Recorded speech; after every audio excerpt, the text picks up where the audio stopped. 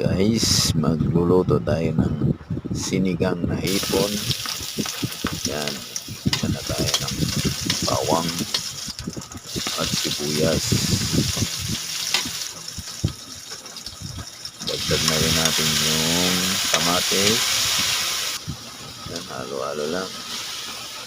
Lagay na natin yung ating hipon. Yan, dagdagan natin. Timplahan natin ng asin para lumasa. Then, lagyan na natin ng sabaw. At ilagay na natin yung ating gulay na okra at sitaw.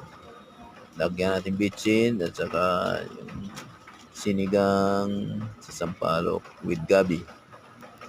Then, ang ating kangkong. Okay na yan, guys.